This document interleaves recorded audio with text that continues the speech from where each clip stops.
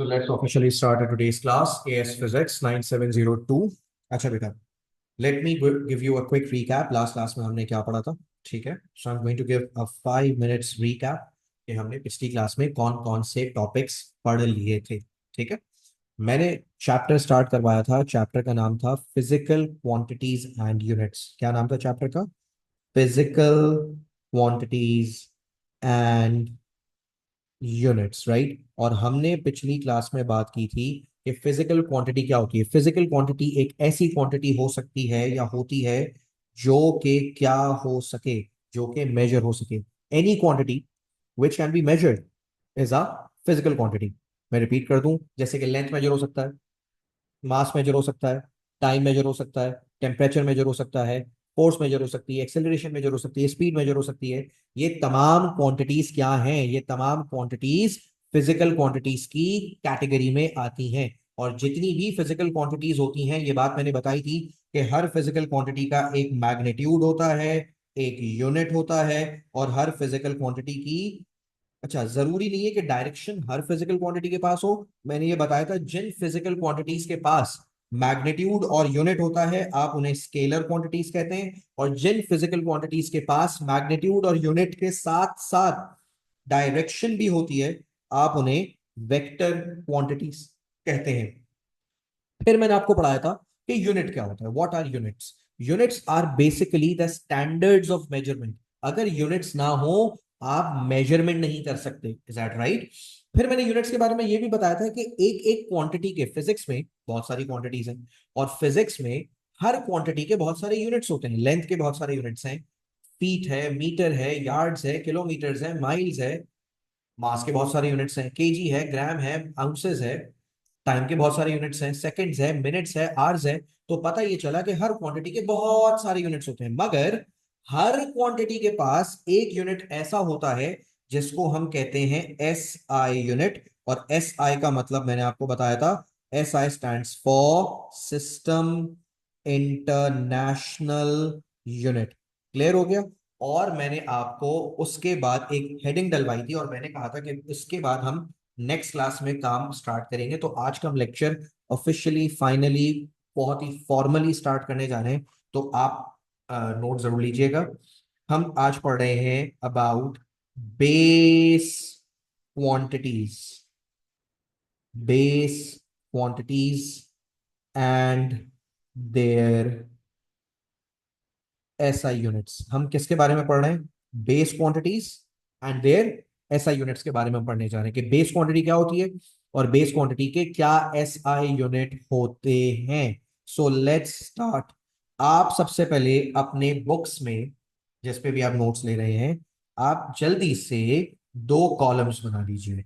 एक कॉलम कहलाएगा physical quantity का. The first column is going to be physical quantity and the next column is going to be uska SI unit. So how many columns are you going to make?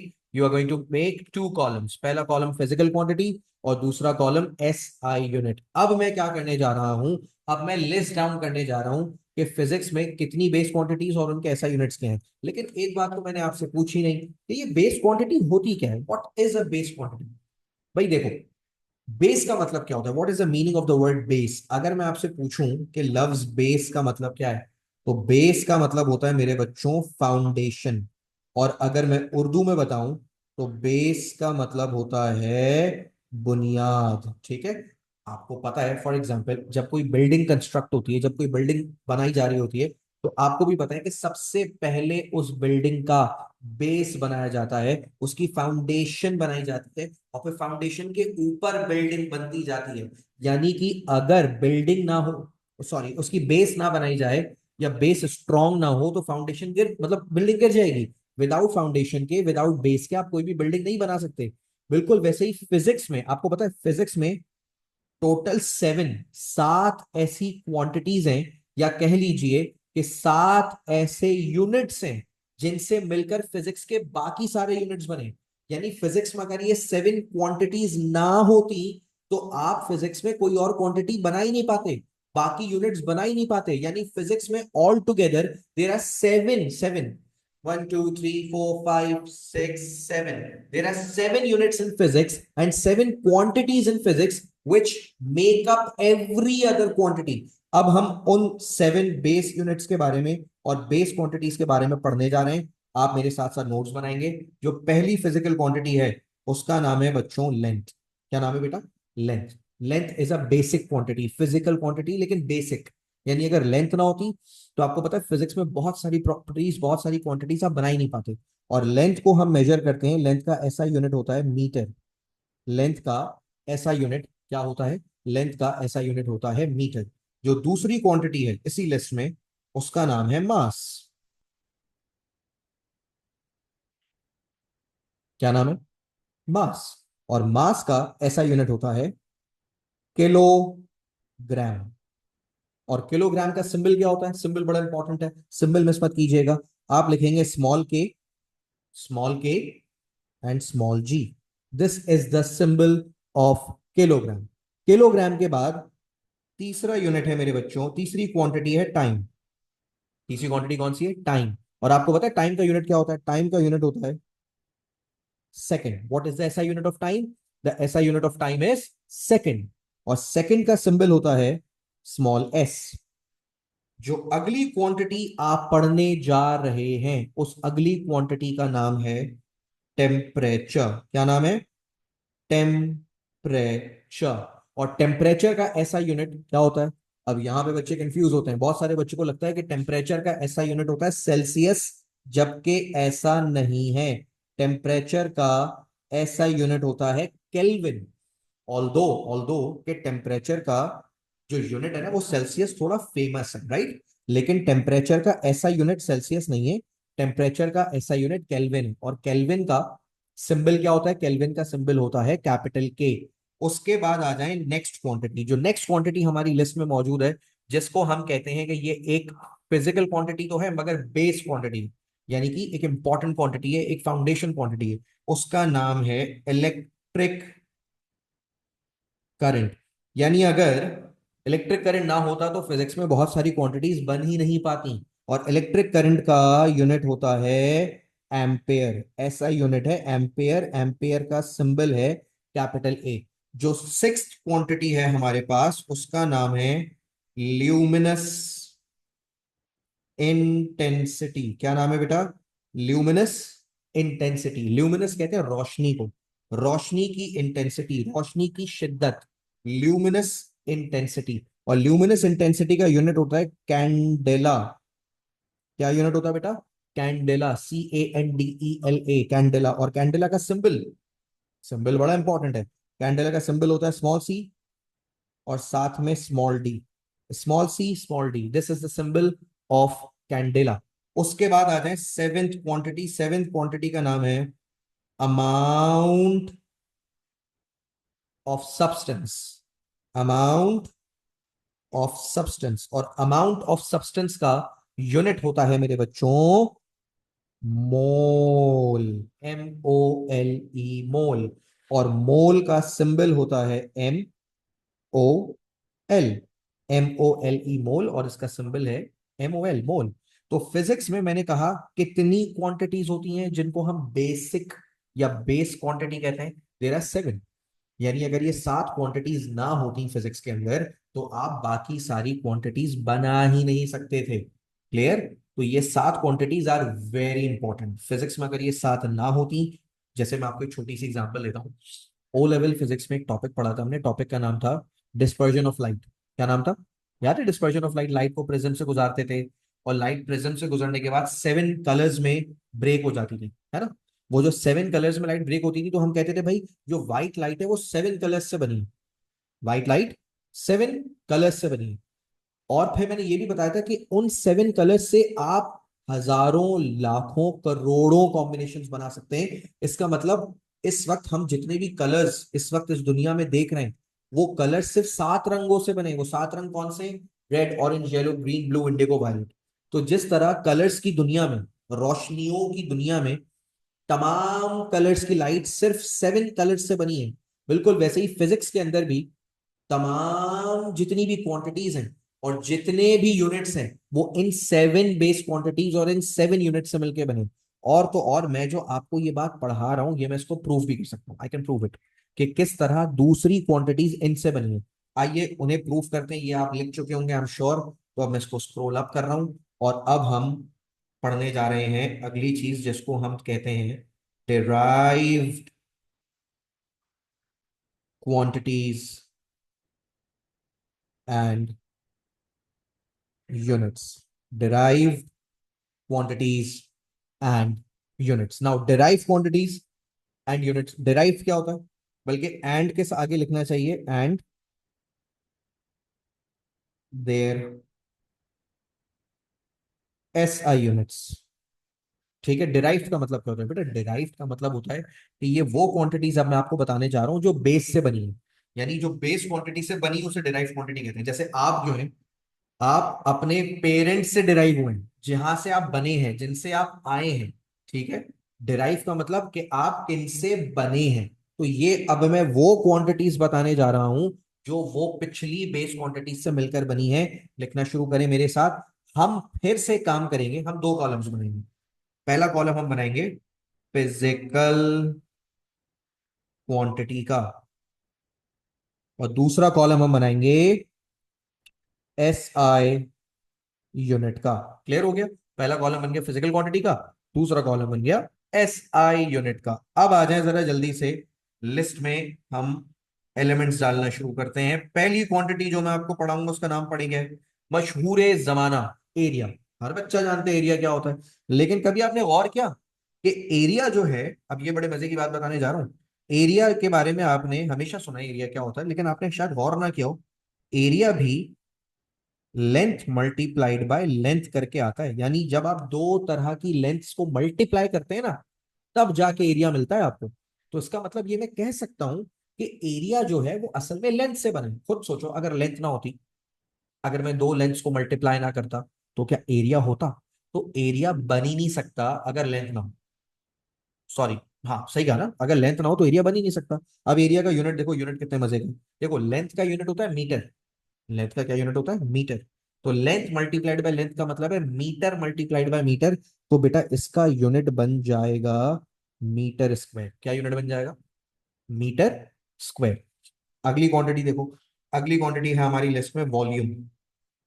Volume भी हम बचपन से पढ़ते हुए आ रहे हैं, लेकिन हमने वॉल्यूम के बारे में कभी भी ये नोट ही नहीं किया कि जब वॉल्यूम निकाला जाता है वो कैसे निकाला जाता है। वॉल्यूम 3 तरह की लेंथ्स को मल्टीप्लाई करके आता है बेटा। Volume is a 3D thing. Area 2D होता है, 2D, 2 डायमेंशन। वॉल्यूम 3D होता है। तो 3 लेंथ्स को मल्टीप्लाई करके आता है, length multiplied by length multiplied by length. तो उसका यूनिट क्या बना? Metre multiplied by metre multiplied by metre. तो यूनिट बन गया मेरे बच्चों मीटर क्यूब। तो एरिया का यूनिट मीटर स्क्वायर, लेंथ का यूनिट मीटर क्यूब। तीसरी क्वांटिटी जो मैं आपको पढ़ाने जा रहा हूं उसका नाम है, ये भी आपने बचपन से पढ़ रखी है, डेंसिटी। अब मुझे एक बात बताओ, बच्चा बच्चा जानता है कि डेंसिटी क्या होती है। डेंसिटी का फॉर्मूला होता है मास, मास डिवाइडेड बाय वॉल्यूम, है ना? मास डिवाइडेड बाय वॉल्यूम सब जानते हैं। तो यूनिट कैसे बनाओगे? अब अच्छा एक बात बताओ, अगर मास ना होता तो डेंसिटी होती नहीं ना। तो इसका मतलब ये साबित हो गया कि डेंसिटी मास से बनी है। मास इंपॉर्टेंट है, लेंथ इंपॉर्टेंट है। मास और लेंथ ना होते, देखो लेंथ ना होता तो वॉल्यूम ना होता, और मास और वॉल्यूम नहीं होंगे तो डेंसिटी नहीं होगी। इसका मतलब डेंसिटी डायरेक्टली बोलो या इनडायरेक्टली बोलो, बनी किससे है? बनी बेस क्वांटिटी से। हर क्वांटिटी फिजिक्स की उन 7 क्वांटिटी से ही मिलकर बनी है भाई। अब सुनो, डेंसिटी का यूनिट चेक करेंगे। What is the unit of density? The SI unit of density बहुत आसान है। मास का बताओ क्या है मास का? मास का ऐसा यूनिट होता है केजी, है ना? है ना, केजी होता है ना। डिवाइडेड बाय वॉल्यूम, क्या क्या होता है? वॉल्यूम का होता है मीटर क्यूब। तो डेंसिटी का यूनिट क्या बना? डेंसिटी का यूनिट बना केजी अपॉन मीटर क्यूब, है ना? अच्छा, अब एक छोटा सा प्रॉब्लम है फिजिक्स में ना। फिजिक्स में, एएस की फिजिक्स बता रहा हूं, ए लेवल्स में। ए लेवल्स में आप यूनिट्स फ्रैक्शंस में, फ्रैक्शंस में नहीं लिख सकते। ठीक है, फ्रैक्शंस में यूनिट्स लिखना अलाउड नहीं है। यानी आप केजी अपॉन मीटर क्यूब ऐसे भी नहीं लिख सकते, या अगर आप केजी स्लैश मीटर क्यूब, ऐसे भी नहीं लिख सकते, अलाउड ही नहीं है। तो फिर कैसे लिखें सर? अगर फ्रैक्शन में ना लिखें तो कैसे लिखें? मैं आपको तरीका बता रहा हूँ, बहुत आसान है। क्या तरीका? ये देखो, ये मैंने लिखा kg/मीटर क्यूब। अब हमें मैथ्स आती है, मैथ्स में हमने एक चीज पढ़ी है कि जब आप डिनोमिनेटर को उठाकर न्यूमरेटर में लेकर जाते हैं तो पावर जो है ना, पावर वो माइनस हो जाती है। यानी अगर मीटर क्यूब ऊपर जाएगा तो मीटर की पावर 3 के बजाय क्या बन जाएगी? -3 बन जाएगी। तो आप फाइनल यूनिट कैसे लिखेंगे? आप फाइनल यूनिट लिखेंगे kgm-3। ये मेरे बच्चों किसका यूनिट आ गया? ये आ गया आपका डेंसिटी का यूनिट, kgm-3। अच्छा, चौथी क्वांटिटी देखें, मैं आपको क्या बताने जा रहा हूं। जो चौथी क्वांटिटी मैं आपको पढ़ाने जा रहा हूं, उस क्वांटिटी का नाम है स्पीड। अच्छा, स्पीड भी आपके लिए कोई नया कॉन्सेप्ट नहीं है, बचपन से जानते हैं यार स्पीड क्या होता है। स्पीड होता है डिस्टेंस अपॉन टाइम, है ना? डिस्टेंस। अच्छा, मजे की एक बात बोलूं, आप डिस्टेंस बोलें या लेंथ बोलें, बात एक ही है। तो देखें, इससे भी साबित हो गया, अगर लेंथ और टाइम ही ना होता, अगर लेंथ और टाइम ना होता तो स्पीड बन ही नहीं सकती थी, है ना? तो स्पीड भी एक डिराइव्ड क्वांटिटी है। अच्छा, यूनिट देखें कितना मजे में बनेगा। देखो भाई, डिस्टेंस का यूनिट होता है मीटर। क्या होता है? मीटर। और टाइम का होता है सेकंड। तो यूनिट बन गया मीटर पर सेकंड। लेकिन मैंने कहा ना, आप फ्रैक्शंस में नहीं लिख सकते। तो आप जब सेकंड को ऊपर भेजेंगे ना न्यूमरेटर में, तो उसकी पावर 1 के बजाय -1 हो जाएगी। तो आप लिखेंगे कि, ओ सॉरी, केजी कहां से आ गया, हमसे सॉरी। आप लिखेंगे मीटर, और जब सेकंड ऊपर जाएगा उसकी पावर क्या हो जाएगी? सेकंड ऊपर जाने से उसकी पावर बन जाएगी -1। तो बेटा, स्पीड का यूनिट बन गया, क्या बन गया जल्दी से बताओ? स्पीड का यूनिट बन गया मीटर पर सेकंड, जिसको आप लिखेंगे ms-1। ये बात समझ आ गई? अच्छा, इसके बाद आ जाएं अगली क्वांटिटी पे। इसको भी आप बचपन से जानते हैं, इस क्वांटिटी का नाम है एक्सेलरेशन। बच्चा बच्चा जानता है एक्सेलरेशन क्या होता है। एक्सेलरेशन होता है change in velocity divided by time. Change in velocity divided by time. अब देखिए यूनिट कैसे बनाऊंगा। यूनिट बनाना कितना आसान है। देखो, वेलोसिटी का यूनिट होता है, अच्छा हाँ, एक मिनट, एएस में आ गए हो मगर ओ लेवल भूलनी नहीं है। जो यूनिट स्पीड का होता था वही यूनिट वेलोसिटी का भी होता है। स्पीड का क्या था? अभी अभी पढ़ा, ms-1, मीटर पर सेकंड। तो वेलोसिटी का भी यूनिट क्या होगा? वेलोसिटी का भी यूनिट होगा ms-1, मीटर पर सेकंड। तो आप वेलोसिटी की जगह लिखेंगे ms-1 डिवाइडेड बाय, डिनोमिनेटर में क्या लिखा है? टाइम। ऊपर आ गया ms-1, नीचे क्या आ गया? टाइम। तो टाइम का यूनिट क्या होता है? टाइम का यूनिट होता है सेकंड। अब बताओ क्या करूं? अभी देखो, ये देखो, ms-1 ऊपर लिखा हुआ है और s नीचे लिखा हुआ है। क्या करें? बहुत आसान है यार, इस s को भी ऊपर ले जाओ। तो जब तुम इस s को ऊपर ले जाओगे, ऊपर तो s-1 पहले से था, एक और s-1 आ गया। तो s-1 कितना हो गया? आपको भी पता है, -1 कितना होता है? -1 होता है -2। तो बेटा, एक्सेलरेशन का यूनिट बन गया ms-2। समझ आ रही है बात? क्या यूनिट बन गया एक्सेलरेशन का? एक्सेलरेशन का यूनिट बन गया ms-2। Is that clear? इतना आसान था काम। How simple is it? Easy है ना? अच्छा जी, इसके बाद ये देखें, इसको भी हटा दें। एक और क्वांटिटी है, बहुत फेमस है, आपने ओ लेवल में पढ़ी है, आपको बिल्कुल याद भी होगी। इस मशहूर क्वांटिटी का नाम है मोमेंटम। क्या नाम है बेटा? मोमेंटम। और मोमेंटम का फॉर्मूला याद दिलाऊं आपको? मोमेंटम का फॉर्मूला होता था मास मल्टीप्लाइड बाय वेलोसिटी। अब मोमेंटम का यूनिट बनाए जल्दी से, कितना आसान है मोमेंटम का यूनिट बनाना। देखें, मास का यूनिट क्या होता है? मास का यूनिट होता है मेरे बच्चों केजी, है ना? और वेलोसिटी का अभी अभी बताया मीटर पर सेकंड, यानी ms-1। तो ये आ गया मोमेंटम का यूनिट। कितना आसान है। तो देखें, जो मैंने रेड कलर से यूनिट्स लिखे ना, रेड कलर से, वो फाइनल यूनिट्स हैं, यानी वो लिखने का फाइनल तरीका है। तो लेंथ, एरिया का क्या हो गया? Metre square. वॉल्यूम का हो गया मीटर क्यूब। डेंसिटी का हो गया kgm-3। स्पीड का हो गया ms-1। और क्या बचा? और क्या बचा? जल्दी से बताओ। एक्सेलरेशन का हो गया ms-2, और मोमेंटम का हो गया kgms-1। तो देखो, इन 6 क्वांटिटीज से तुमने क्या सीखा? ये जो मैंने लिस्ट में 6 क्वांटिटीज बनवाई है, ये 6 की 6 क्वांटिटीज मेरे बच्चों, ये किससे बनी है? ये बेस क्वांटिटीज से बनी है। अगर बेस क्वांटिटीज ना होती, लेंथ ना होता, मास ना होता, टाइम ना होता, तो ये क्वांटिटीज कभी भी नहीं बन सकती थी। बोलो हाँ या ना, जल्दी से बताओ। एक और क्वांटिटी में, बल्कि ये हो गई, ये समझ आ गई कि नहीं बताओ? Give me a thumbs up और tell me if it's correct. यहाँ तक क्लियर है? कोई कोई प्रॉब्लम तो नहीं है? परफेक्ट। अब 1 मिनट सिर्फ मैं जरा इसको होल्ड करो, मैं जरा अपनी पानी की बोतल लेकर आ जाऊँ, 1 मिनट सिर्फ। तो भाई मैं आपको पढ़ा रहा था कि फिजिक्स में 7 यूनिट्स हैं जिनको हम कहते हैं बेस यूनिट्स, और इन 7 यूनिट्स से मिलकर बाकी यूनिट्स बने, है ना? और मैंने आपको ये डेराइव यूनिट्स पढ़ाए। अब जो हम पढ़ने जा रहे हैं वो सुनो क्या है। दोबारा से हेडिंग डालो, some other, some other derived units, some other derived quantities, some other derived quantities and their units. ठीक है?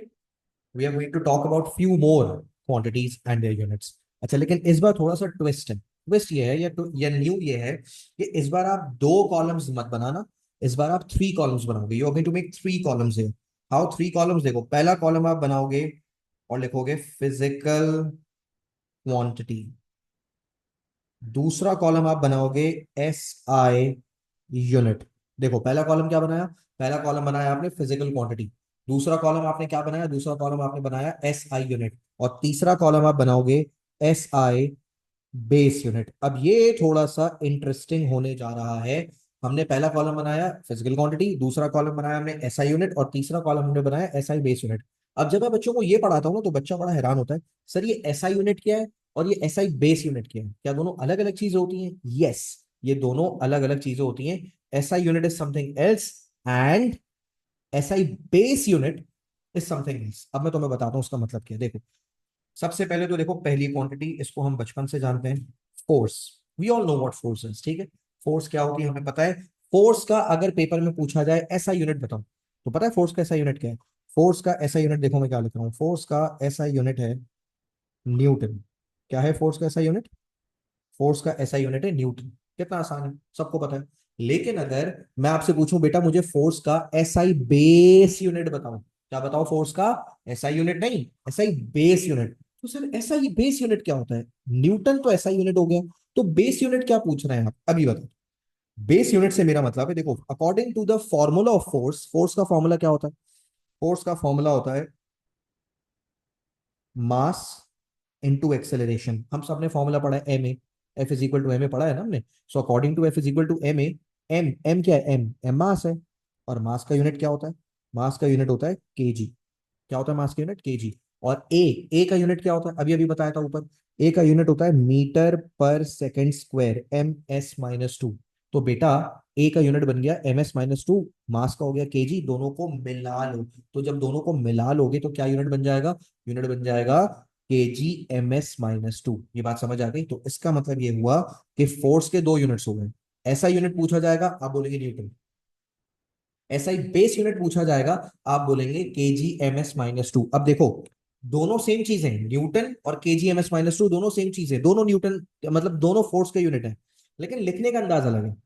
अगर कभी भी पेपर में एसआई बेस यूनिट का सवाल आएगा, तो इसका मतलब एग्जामिनर तुमसे कह रहा है कि तुम बेस यूनिट्स, वो जो 7 बेस यूनिट्स थे ना, उन 7 बेस यूनिट्स की लिस्ट में से यूनिट्स बनाओ। ठीक है? एक और मैं तुम्हें एग्जांपल लेता हूँ, तुम आहिस्ता आहिस्ता ये कॉन्सेप्ट समझ आ जाएगा। ये देखो, नेक्स्ट क्वांटिटी, ये भी तुम बचपन से जानते हो, बहुत मशहूर है, pressure. Everyone knows what pressure is. Pressure का यूनिट तुम्हें याद होगा, ओ लेवल्स में भी पढ़ा है तुमने। प्रेशर का यूनिट होता है पास्कल, और लिखते हैं पी और छोटा सा a, pascal. What is the base unit of, sorry, what is the SI unit of pressure? The SI unit of pressure is pascal. लेकिन अगर पेपर में सवाल आ गया कि नहीं भाई, प्रेशर का हमें एसआई यूनिट नहीं चाहिए, एसआई बेस यूनिट चाहिए, तो बेस यूनिट के लिए क्या करें? बहुत आसान है भाई, ये देखो, प्रेशर का फॉर्मूला होता था फोर्स अपॉन एरिया। अब देखो मैं कैसे यूनिट बना रहा हूँ, चला के देखना। देखो फोर्स का होता है, फोर्स का यूनिट क्या होता है? न्यूमरेटर में फोर्स लिखा है, फोर्स का यूनिट होता है KG MS-2। क्या होता है फोर्स का, kgms-2 डिवाइडेड बाय एरिया का क्या होता है, एरिया का होता है मीटर स्क्वायर। फोर्स का क्या होता है kgms-2 और एरिया का क्या होता है मीटर स्क्वायर। अब ये देखो इसको अब सॉल्व करते हैं, लेट्स सॉल्व दिस थिंग। तुम्हें भी मैथ्स आती है, मुझे भी मैथ्स आती है, और मैथ्स अप्लाई करते हैं यहाँ पे। इस सर्कल के अंदर कैलकुलेशन करके सिखाता हूँ। ये देखो kgms-2 ऊपर लिखा है और मीटर स्क्वायर नीचे लिखा है। अब तुम्हें ये बात पता है कि 1 मीटर ऊपर है और 1 मीटर नीचे है। नीचे एक्चुअली 2 मीटर्स थे, मीटर की पावर 2। तो ऊपर वाला 1 मीटर नीचे वाले 1 मीटर से कैंसिल हो गया। तो अब तुम्हारे पास ऊपर केजी बच गया और ऊपर s-2 भी बच गया, और नीचे क्या बच गया, नीचे बच गया मीटर।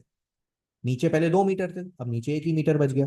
अब जब ये नीचे वाला मीटर तुम ऊपर भेजोगे, तो तुम्हें भी पता है कि मैथ्स में तुमने पढ़ा है कि जब डिनोमिनेटर से किसी चीज को न्यूमरेटर में भेजा जाता है, उसकी पावर क्या हो जाती है, उसकी पावर हो जाती है -1। तो m की पावर बन जाएगी m-1, और s-2 तो पहले से ही बचा हुआ था। तो इसका मतलब प्रेशर का यूनिट बन गया kgm-1 s-2।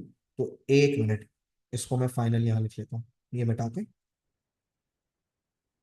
तो मैं क्या लिखूंगा, मेरा फाइनल यूनिट बन रहा है kgm-1 s-2। कितना आसान था। तो इस तरह से आपने यूनिट्स बनाने हैं। तो पहली क्वांटिटी फोर्स, फोर्स का SI यूनिट क्या होता है, न्यूटन। लेकिन अगर SI बेस यूनिट पूछा जाए तो SI बेस यूनिट होता है kgms-2। प्रेशर का यूनिट होता है पास्कल्स, लेकिन SI बेस यूनिट है kgm-1 s-2। इसी तरह एक और क्वांटिटी है बहुत मशहूर, तुमने जानना है, तुम्हें पता है, वर्क। अच्छा वर्क, अच्छा एक और मजे की बात बताता हूँ। पहले ये सुनो, वर्क का SI यूनिट होता है जूल। वर्क का SI यूनिट क्या होता है मेरे बच्चों, जूल। और जूल का सिंबल होता है capital J।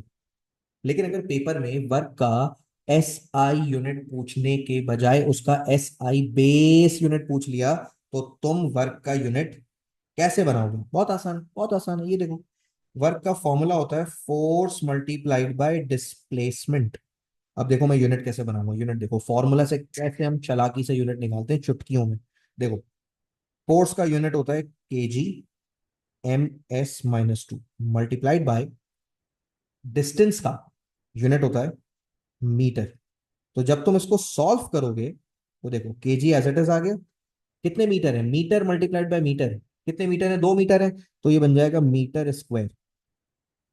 Metre into metre क्या होता है, मीटर स्क्वायर।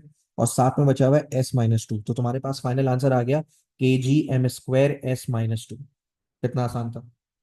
आओ तीसरा सिखाता हूँ, ये देखो चेक दिस। वर्क के बाद आ जाओ जल्दी से, तुमने भी पढ़ा हुआ है power.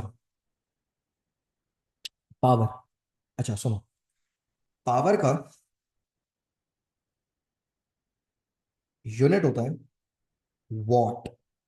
WATT, what, what, right. लेकिन अगर पावर का SI यूनिट के बजाय SI बेस यूनिट पूछ लिया, क्या करेंगे, बहुत आसान है। पावर का फॉर्मूला लिखो पहले। पावर का फॉर्मूला होता है वर्क डिवाइडेड बाय टाइम। तो बेटा वर्क का यूनिट क्या होता है, वर्क का यूनिट होता है kgm-2 s-2 divided by time का होता है सेकंड। अब देखो उसको सॉल्व कैसे करेंगे, ये सॉल्व कैसे होगा, अब इसको समझते हैं how to solve this thing. देखो, जब ये s ऊपर जाएगा ना, तो इस s की पावर बन जाएगी -1, और -2 पहले से ऊपर है। तो -2 और -1, तो टोटल जो फाइनल तुम्हारा यूनिट बनेगा वो बन जाएगा kgm-2 s-3 हो जाएगा। -3 कैसे हो गया भाई, देखो s-2 तो ऊपर पहले से था, और s-1 भी आ गया ऊपर, तो s-3 हो जाएगा। तो इस तरह से बच्चों यूनिट्स बनाने होते हैं। यहां तक अगर समझ आ रहा है तो बेटा give me a thumbs up, come on. Is it clear till here, और tell me on chat. Perfect, very ठीक। अगली क्वांटिटी जो मैं आपको पढ़ाने जा रहा हूं पावर के बाद, उसका नाम है बच्चों चार्ज। अच्छा, चार्ज का SI यूनिट होता है कूलम, और कूलम को लिखते हैं कैपिटल C। लेकिन अगर पेपर में चार्ज के SI यूनिट के बजाय अगर चार्ज का क्या पूछ लिया, चार्ज का SI बेस यूनिट पूछ लिया, तो कैसे निकालेंगे, बहुत आसान है। पहले चार्ज का फॉर्मूला याद करो, ओ लेवल में पढ़ाया था, Q is equal to I T। Charge बराबर होता है करंट मल्टीप्लाइड बाय टाइम के। तो चार्ज का फॉर्मूला लिख लिया पहले हमने, करंट इनटू टाइम। अब करंट का यूनिट क्या होता है? करंट का तो यूनिट बच्चा बच्चा जानता है, करंट का यूनिट होता है एम्पेयर। और टाइम का यूनिट क्या होता है? टाइम का यूनिट होता है सेकंड। तो चार्ज का बेस यूनिट क्या बन गया? चार्ज का बेस यूनिट बन गया ampere into second. Ampere second.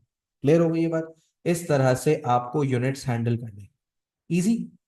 चले इसके बाद सिक्स्थ आ जाए, वोल्टेज।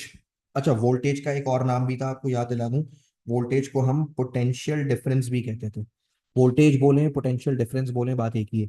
वोल्टेज का एसआई यूनिट होता था वोल्ट। वोल्ट। लेकिन अगर मैं आपसे पूछूं बेटा मुझे वोल्टेज का एसआई बेस यूनिट बताओ, क्या बताओ? SI base unit. तो वोल्टेज का एसआई बेस यूनिट कैसे निकालोगे? वोल्टेज का एसआई बेस यूनिट निकालने के लिए तो मैं वोल्टेज का फॉर्मूला याद दिलाता हूँ।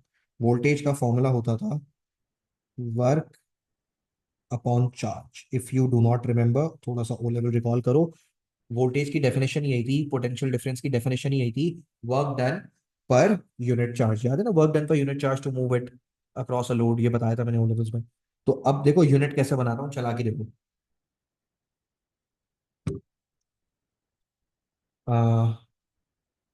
वर्क का यूनिट होता है के जी m2s-2, ठीक है, डिवाइडेड बाय चार्ज का होता है ampere multiplied by second.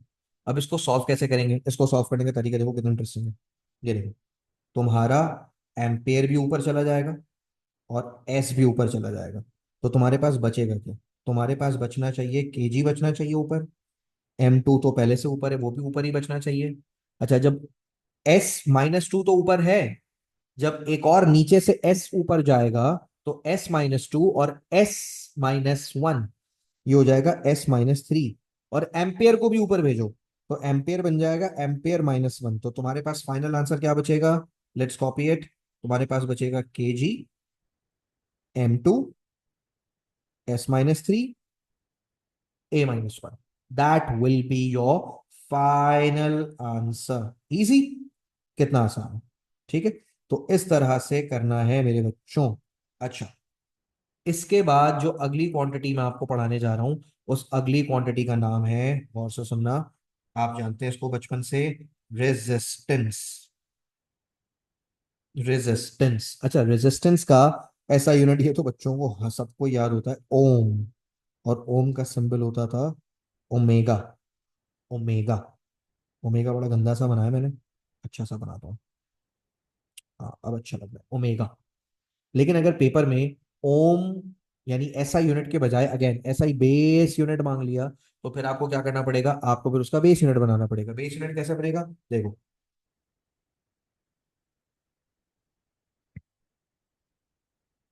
Resistance का फॉर्मूला, ओम्स लॉ याद है ना? ओम्स लॉ, ओम्स लॉ होता है ना, V is equal to I are.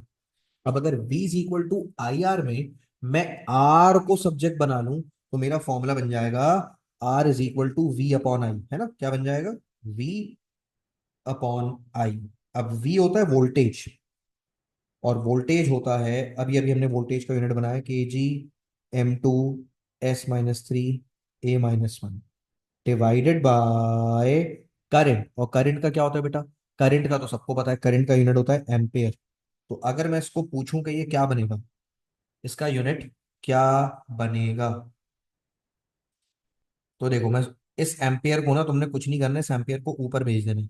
तो ऊपर तुम्हारे पास केजी पहले से था, m2 पहले से था, s-3 पहले से था, a-1 था। अब एक और a ऊपर आ जाएगा तो -1 ये बन जाएगा a माइनस, सॉरी, a-1 बन जाएगा a-2। तो तुम्हारे पास जो फाइनल आंसर आना चाहिए वो आना चाहिए KG m2s-3 a-2। This is the SI base unit of resistance। तो इस तरह से तुमने सवालात को मेरे बच्चे हैंडल करना है। तो ये जो मैंने आपको इतने सारे यूनिट्स बनवाए एक्स्ट्रा, ये सब कौन है?